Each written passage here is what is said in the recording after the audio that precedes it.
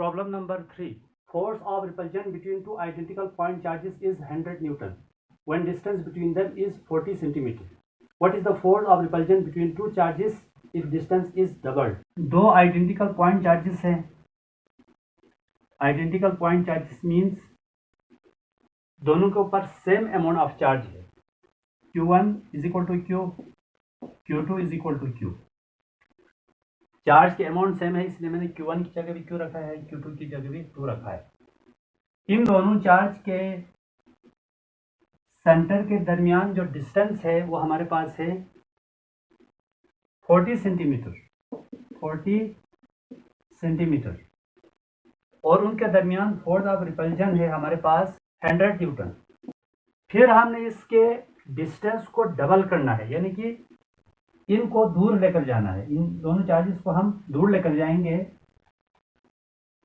Identical charge को हम इनके दरमियान डिस्टेंस को हम डबल करेंगे, यानी कि सेंटर टू सेंटर जो डिस्टेंस है उस हमने 2r करना है.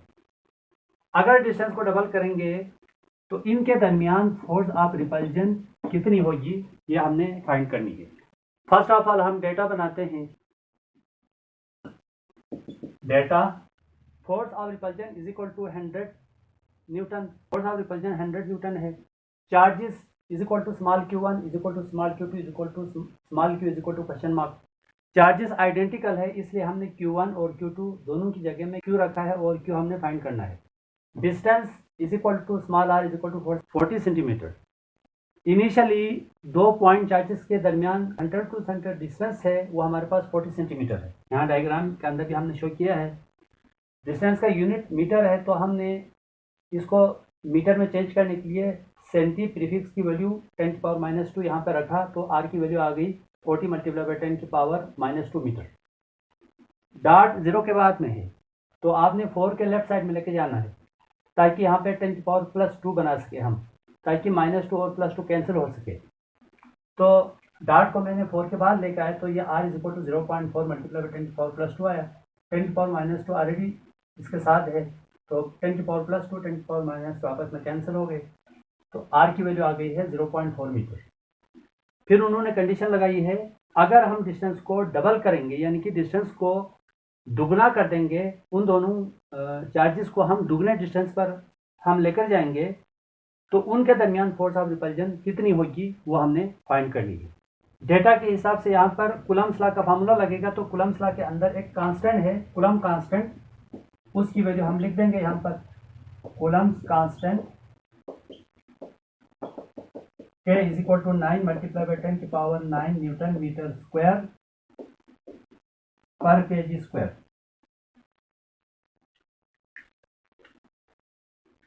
एज कूलम्स लॉ आप अप्लाई करें.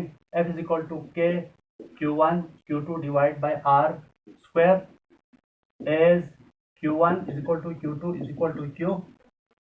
Q1 की जगह में भी हमने Q रखना है, Q2 की जगह में भी हमने Q रखना है क्योंकि चार्जेस आइडेंटिकल है. Divide by R square. F is equal to K Q square upon R square. K Q square upon R square is equal to F. Cross multiply करें.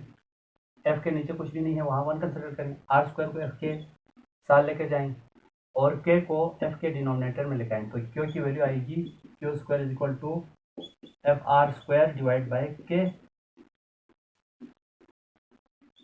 इसकी वैल्यू सब्स्टिट्यूट कर लें. Q square is equal to force है हमारे पास 100 Newton, 100 है मल्टीप्लाइबल उनके दरमियान initial distance है 0.4 का स्क्वायर और K की वैल्यू है 9 × 10⁻⁹. Q square is equal to numerator को आप मल्टीप्लाई करें. 100 मल्टीप्लाई बाय 0.4 का स्क्वायर है तो मैं 0.4 को 2 टाइम्स मल्टीप्लाई कर सकता हूँ. 0.4 मल्टीप्लाई बाय 0.4. नॉमिनेटर को मल्टीप्लाई करके वैल्यूज आ रही है 16 डिवाइड बाय 9. ये जो 10⁻+9 है उसको नॉमिनेटर में लेकर जाएंगे तो डिनोमिनेटर में प्लस है, नॉमिनेटर में जाके ये माइनस हो जाएगा. Further simplifying we have Q square is equal to 16 को हमने डिवाइड करना है 9 से, तो ये वैल्यूज आ रही है 1.78 मल्टीप्लाई बाई 10 की power -9। Q square is equal to 1.78 multiply by 10 की पावर -1 मल्टीप्लाई बाई 10 की पावर -8 में कर सकता हूँ। 10 की पावर -1 को डिनोमिनेटर में लेकर आए तो ये प्लस होगा। Q2 is equal to 1.78 divide by 10 multiply by 10 की पावर -8 को मैं लिख सकता हूँ 10 की पावर -4 का power 2 plus 2। Q square is equal to 1.78 divide by 10, ये वैल्यूज आ रही है 0.178 मल्टीप्लाई बाई 10 की power -4 whole power 2। Taking square root on both sides,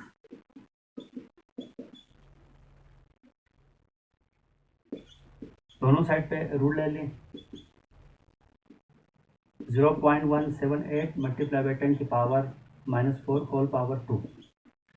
यहाँ पे हमने एक पावर अलग कर दिया, इवन पावर बनाया ताकि यहाँ पे स्क्वायर लाने के लिए, ताकि हम मल्टीप्लिकेशन में हम रूट को अलग करेंगे तो वो आसानी से वो कैंसिल हो जाएगा स्क्वायर के साथ। 2 रूट के साथ cancel. Q is equal to, यहाँ पे मल्टीप्लिकेशन में है तो रूट का अलग करें, 0.178 का हमने रूट अलग कर दिया, अंडर रूट 10 की पावर -4 का होल स्क्वायर, तो वैल्यूज आ जाएंगी। Q is equal to under root 0.178 0.178 का मैंने रूट लिया तो ये वैल्यूज आ रही है 0.42 मल्टीप्लाई बाई 10 की पावर -4 4 के unit coulomb. Also from Coulomb's law, दोबारा कूलम्स लॉ अप्लाई कीजिए। F is equal to Q1 Q2 divide by R square. Q1 is equal to Q2 is equal to Q, तो F is equal to K Q divide by R square. F is equal to K Q square upon R square. F find करनी है हमने, और according to given condition distance को हमने दुगना करना है, तो यहाँ पे होगा R की जगह हम 2R रखेंगे, K Q square divide bye 2R का होल स्क्वायर। ये 2 के ऊपर भी आएगा और R के ऊपर भी अलग आएगा, तो ये वैल्यूज बनेगी F is equal to K Q square upon 4R square. Value substitute कीजिएगा। F is equal to K की वैल्यू 9 मल्टीप्लाई बाई 10 की पावर +9। चार्ज की वैल्यू अभी हमारे पास आई है 0.42 मल्टीप्लाई बाई 10 की पावर -4 का whole square divide by 4 multiply by distance है हमारे पास 0.4 का square. F is equal to 9 multiply by 10 की पावर +9 मल्टीप्लाई बाई, ये स्क्वायर 0.42 के ऊपर अलग आएगा और 10 की पावर -4 का होल स्क्वायर अलग आएगा। 4 मल्टीप्लाई बाई 0.4 का स्क्वायर 0.4 का 2 टाइम्स है, तो 0.4 को हम 2 दफ़ा लिखेंगे।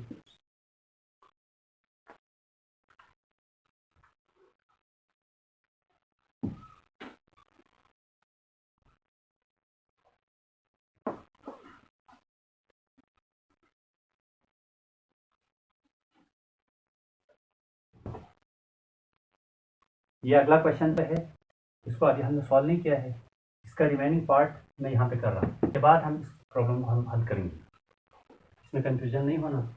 F इज इक्वल टू, यहाँ पर नोमिनेटर को अलग करें, यहाँ पर नोमिनेटर में बगैर पावर वालों को अलग करें। एक 9 है, 0.42 का स्क्वायर है, तो इसको मैं 0.42 2 दफ़ा लिख सकता हूँ।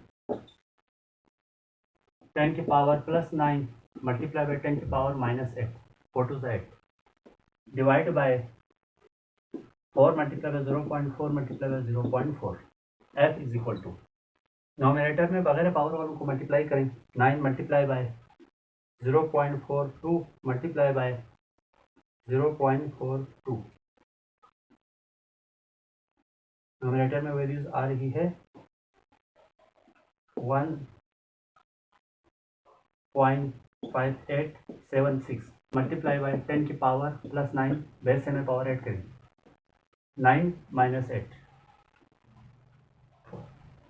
डिनोमिनेटर को मल्टीप्लाई करें 4 मल्टीप्लाई बाय 0.4 मल्टीप्लाई बाय 0.4 ये वैल्यूज आ रही है 0.64 f इज इक्वल टू 1.5876 इसको डिवाइड करें 0.64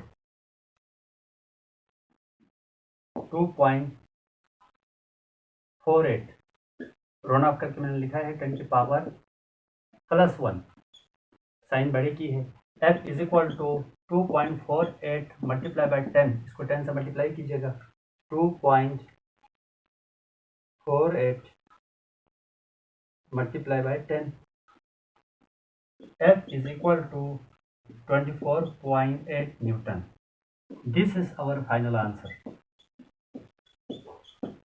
डिस्टेंस को डबल करेंगे तो फोर्स ऑफ रिपल्शन होगी 24.8 Newton. Problem number 5. 19 joule of work is done to move 2 coulomb charge between 2 points having potential difference. Point of lower potential difference of 13 volt. Find electric potential of other point. इस numerical में ये कह रहा है दो point के दरमियान एक चार्ज है, उन दोनों पॉइंट के दरमियान कुछ पोटेंशियल डिफरेंस मौजूद है. ये हमारे पास हाई पोटेंशियल है V1, यह हमें फाइंड करनी है. पॉइंट ऑफ लोअर पोटेंशियल हमारे पास 13 वोल्ट गिवन है. इस चार्ज को पोटेंशियल डिफरेंस के पॉइंट्स के दरमियान मूव करने के लिए 90 जूल वर्क डन हुआ है. तो हायर पोटेंशियल की वैल्यू कितनी होगी यह हमने फाइंड करनी है. डेटा हमने बना लिया है. Work done is equal to W is equal to 19 joule. Charge is equal to capital Q is equal to 2 coulomb. Charge 2 coulomb है. लोअर पोटेंशियल डिफरेंस को हमने V2 से शो किया है और ये 13 वोल्ट है. हायर पोटेंशियल डिफरेंस को हमने V1 से शो किया है. हमने इसको फाइंड करनी है. तो डेटा के हिसाब से हमारे पास फार्मूला अप्लाई होगा as delta V is equal to W upon Q. ये फार्मूला हमारे पास यहाँ पर लगेगा. डेल्टा V हमारे पास है V1 minus V2. Higher potential lower potential W upon Q. तो V1 फाइंड करनी है, इसको एज इट इज रखें. माइनस V2 की वैल्यू हमारे पास गिवन है 13. W की वैल्यू हमारे पास गिवन है 90. चार्ज हमारे पास है 2. 2 1 ज़ा 2, 2 45 ज़ा 90. तो V1 minus 13 is equal to 45. Minus 13 उस साइड पे जाके प्लस होगा. V1 is equal to 45 plus 13.